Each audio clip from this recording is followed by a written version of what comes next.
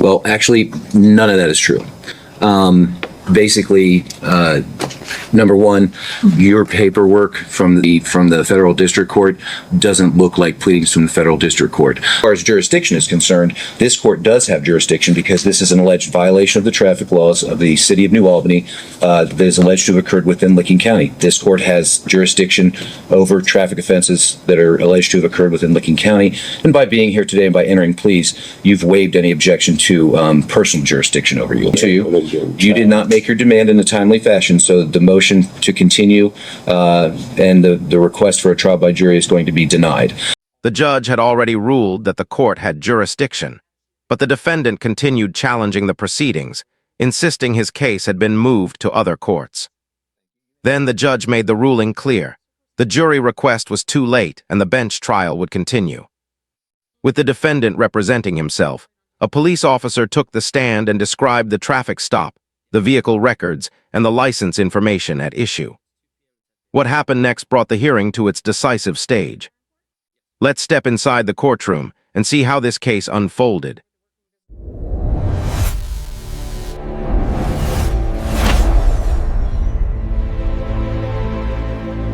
We are on the record in case number 25 TRD 01258, captioned the State of Ohio versus Jeremiah of Ohio. And this matter is scheduled for a trial to the court. The defendant is charged with 2 counts of involving driver's license violations. One is driving under a OVI suspension, and the other is driving under a it looks like it says security on the citation, but according to the new Albany Municipal Code, it's basically just driving under a forfeiture. What I have is a financial responsibility. Yeah. So the driving under an OVI charge, or under an OVI suspension charge, is a first-degree misdemeanor. Carries up to 180 days jail, up to a $1,000 fine, and up to a 1-year license suspension. Does carry mandatory minimum penalties of up to, or of at least a $250 fine, a 1-day license suspension, and at least 3 consecutive days in Licking County Jail. The other charge is an unclassified misdemeanor, I believe, is it not? Yes. Yeah, so it doesn't carry any potential jail time. And either way, if the defendant were to enter pleas of guilty or be convicted of the offenses, they would merge for the purposes of sentencing, so there'd only be one conviction. Ms. Yeager, is the state ready to proceed with trial today? Yes, Your Honor. However, Mr. Mackey informed us he actually wanted this set for a jury trial, not a bench trial today. All right, and Mr. Mackey, what do you have to say about that? She is absolutely correct, Your Honor. Also, I shared with her as well. I have documents, if in fact, if I could serve the court. Why don't you just tell me what you have there first? These documents that I have is referring to a removal that's been passed on from the clerk, and as well, my case is in fact on an appeal at the moment. I'm sorry. On appeal where? It's on an appeal. In what court? That's what I'm saying. Where have you filed an appeal? The Court of Appeals. Okay, which district? The 10th District. Okay, now that covers Franklin County, and we're in the 5th District Court of Appeals. I'm sorry, it's the 5th District. You're absolutely right. The 5th District. I'm assuming that your appellate paperwork is similar to what you've been submitting to the court. That's what it looks like.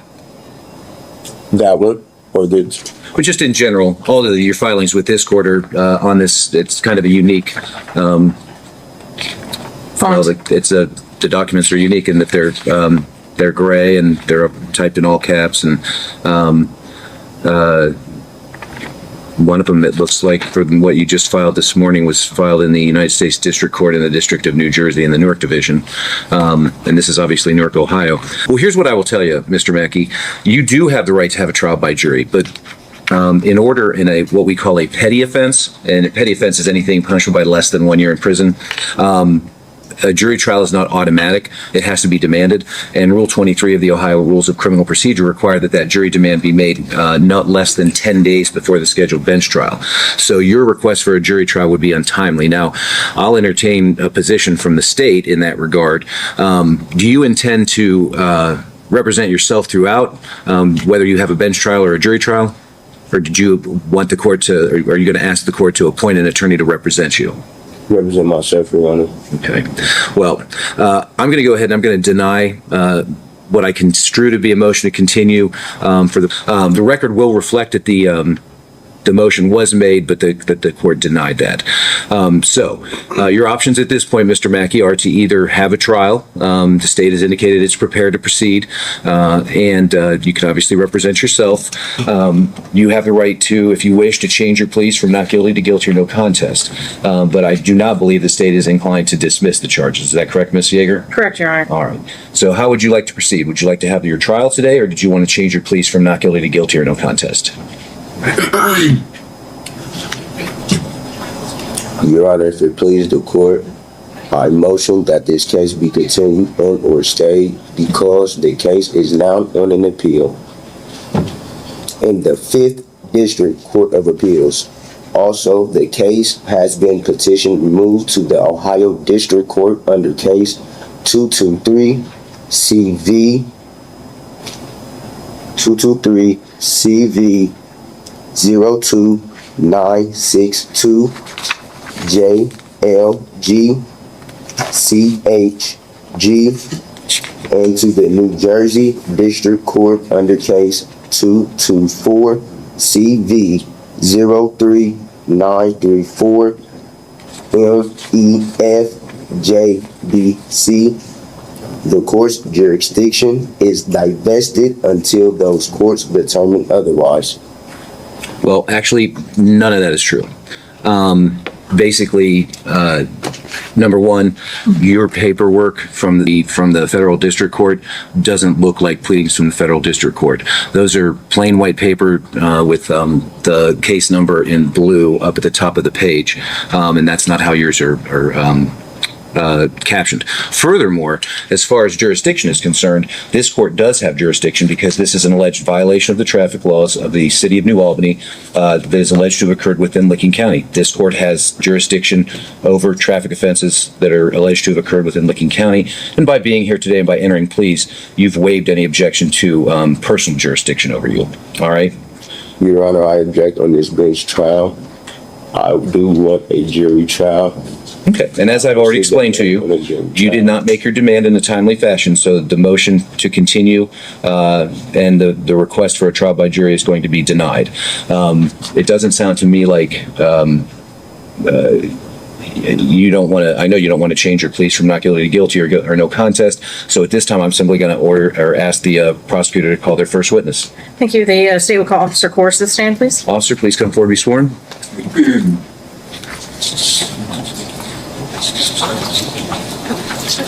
Oh, actually, before he does that, Mr.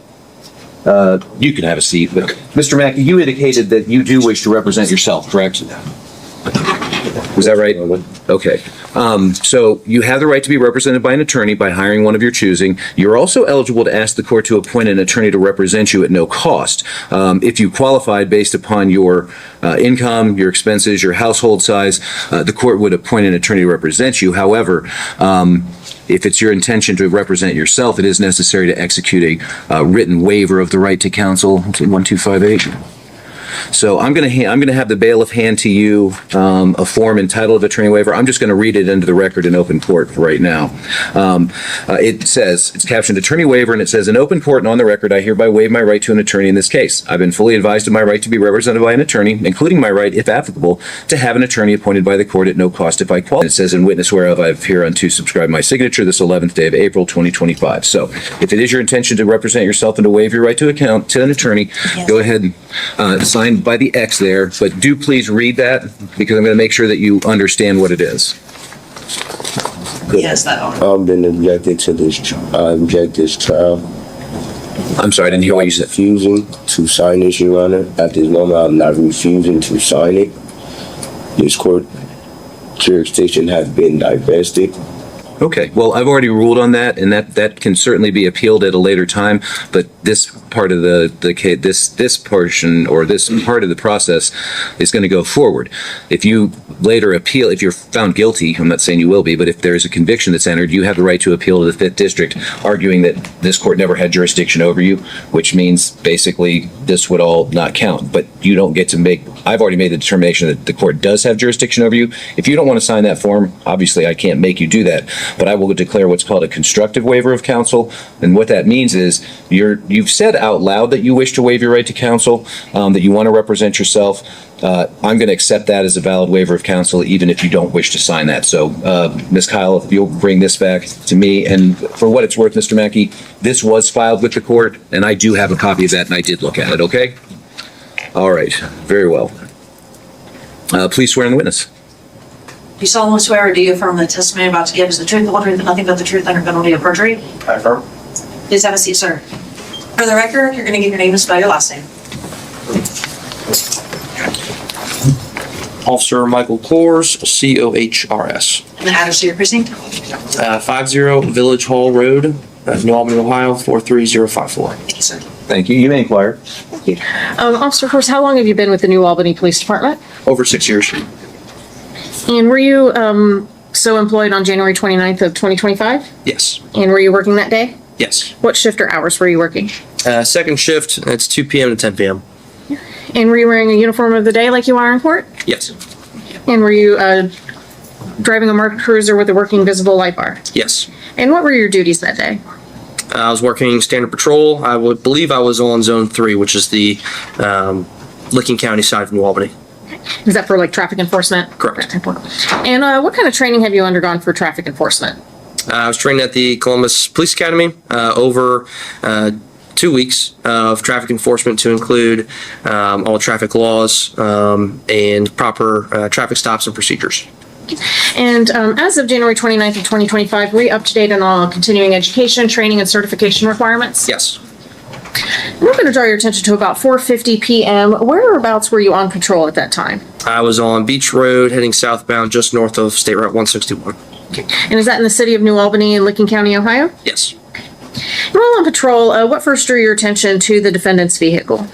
As he was traveling northbound, making a left turn onto the State Route 161 westbound on-ramp, I observed he had dark tinted windows, which initially drew my attention. And then as he passed me, I made the right-hand turn, drove behind him, and entered his license plate. Okay, and did his license plate, when you ran that, return anything? It did. It turned through my mobile computer, through our leads program on there. I observed that his license plate had expired, or registration, I should say, expired on July 8th of 2024. And so when you approached the defendant for the stop, did you inform him as to the reason for your traffic stop? I did. And did he? An identification card. An ID card? Okay, were you able to then go back to your mobile unit and run his driver's license status? Yes. And what did that return?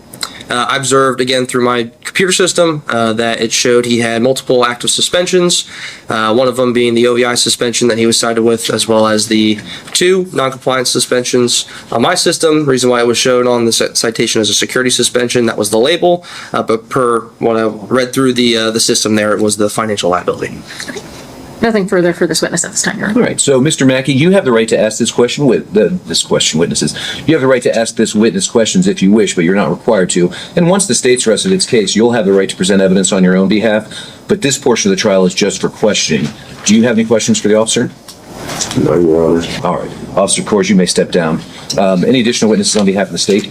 No, Your Honor. Subject to the admission of Plaintiff's Exhibit 1, the state would rest. All right. So, Mr. Mackey, the state is asking me to admit the certified BMV records into evidence. If I grant that request, that means I'll be able to consider that in making my decision about whether or not the state has met its burden of proof beyond a reasonable doubt. You have the right to object to whether or not that comes in. Do you have any objection to the court admitting that as an exhibit? To this bench trial, Your Honor, I do. I object to this bench trial, Your Honor. Okay, well, we've discussed that already, Mr. Mackey, so at this time, I'm just asking whether or not you have an objection to the admission of the exhibit. Yes. And on what basis? This court no longer has jurisdiction, Your Honor. Okay. Respectfully. Well, that's non-responsive to the court's question. I'm going to go ahead and I'm going to reflect that the defendant is objecting to the admission of State's Exhibit 1, but I will admit that over the defendant's objection. Does the state rest? Yes, Your Honor. All right. Now, Mr. Mackey, the state has rested its case. In our system of justice, it's always the prosecution's burden to prove guilt beyond a reasonable doubt before a person can be convicted. A defendant is never required to produce any evidence, call any witnesses, introduce any exhibits into the record, or even testify on their own behalf. And if they don't, I don't hold it against them. It doesn't lessen the state's burden of proof. It doesn't diminish your presumption of innocence. But you do have a right to present evidence by calling other witnesses, introducing exhibits into the record, and testifying on your own behalf. If you elect to take the witness stand, however, you will be required to either swear or affirm to tell the truth in giving me your side of the story. And when you're finished giving your side, you will be required to answer any questions that the prosecutor might have. So other than yourself, do you have any witnesses that you'd like to call today? No, Your Honor. Okay. And do you wish to testify on your own behalf?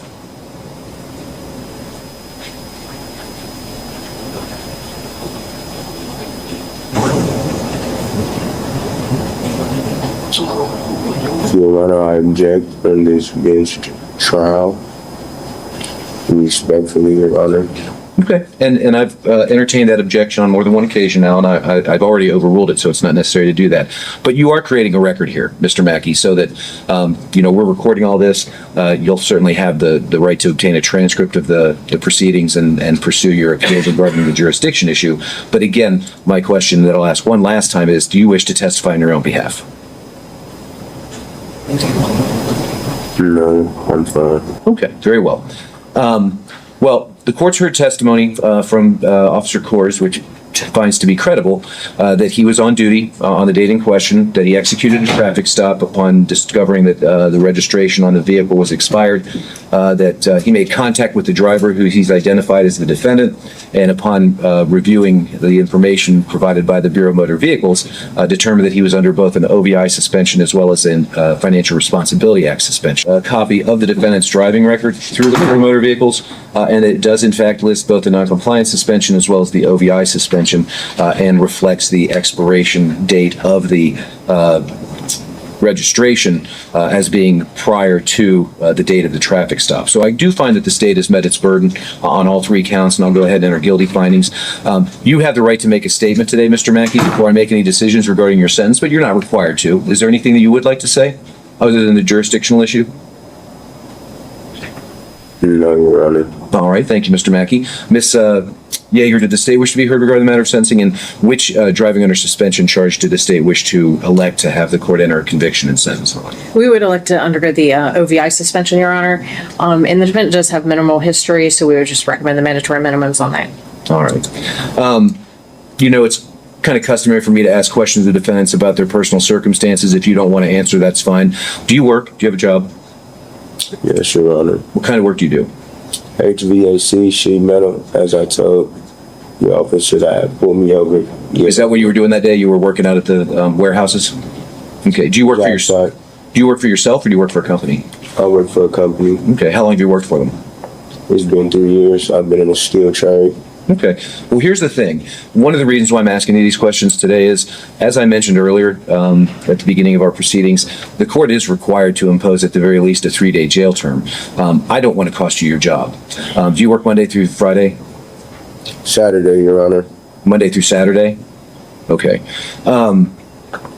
We normally do not have, well, let me go ahead and pronounce sentence first, and then we'll talk about that. When you got pulled over that day, Mr. Mackey, you were just given your citation and then you were free to go, right? They didn't take you to jail, did they? Correct. Okay. All right. As far as the registration is concerned, the fine on that charge is going to be a $25 fine. On the driving under the OVI suspension charge, the court's going to impose a 3-day jail term, a $250 fine, and a 1-day license suspension to be start today and as of midnight.